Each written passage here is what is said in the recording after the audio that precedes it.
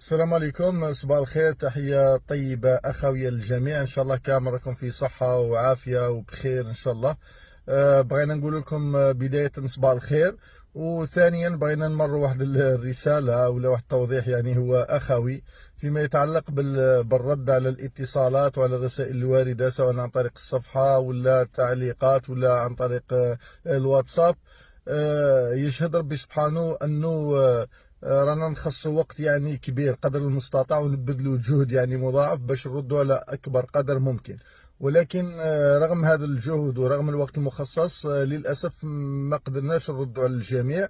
وهذه ممكن اللي يعيش تجربة ولا اللي يكون عنده فكرة يقدر يتفهم.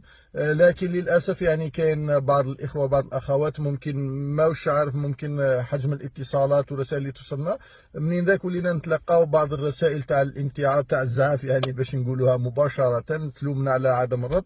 اللي يعرفنا يعرف أنه ما هي لا من تربيتنا ولا من أخلاقنا ولا من تكويننا السياسي ولا من التزامنا الأخلاقي أنه ما نردوش على الاتصالات ولا على الرسائل، إلا ما الله غالب، يعني ما قدرناش بحكم العدد. هذا هو الشيء اللي حبيت نقوله.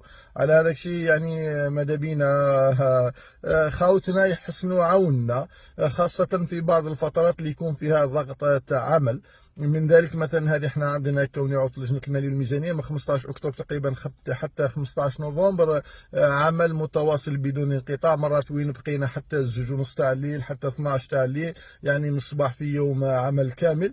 على هذاك تصيب يعني في كل ساعه ساعتين تصيب عشرات الاتصالات، وحتى يصعب عليك باش حتى تعيد الاتصال بهم. ومرات يعني للامانه حتى الناس تتصل بينا باش ترد لنا على متابعة انشغالات بلغناهم وما نقدروش نردوا مثلا في الحين. وما ذاك العائلة هذاك يعني والله حدث ولا حرج، الله يجعل ربي ان شاء الله يسمحوا لنا في هذا التقصير، وان شاء الله برك يتفاهموا معنا. وما ذاك زعفهم راهو على كل وحده. حبيت برك نوضح هذه النقطة وباش خاوتنا يتفهمونا.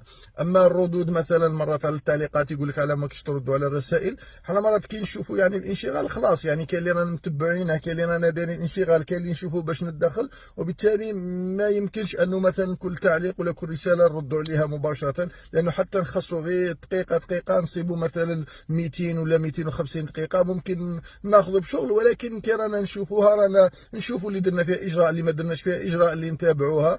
هذا هو الشيء اللي حبيت نقوله للجميع. ربي ان شاء الله يبلغنا المقاصد ويكتب السعي تاعنا ان شاء الله، هذا يثمر بداية ويكتب لنا شيء من الأجر إن شاء الله. بارك الله في الجميع، والسلام عليكم ورحمة الله تعالى وبركاته.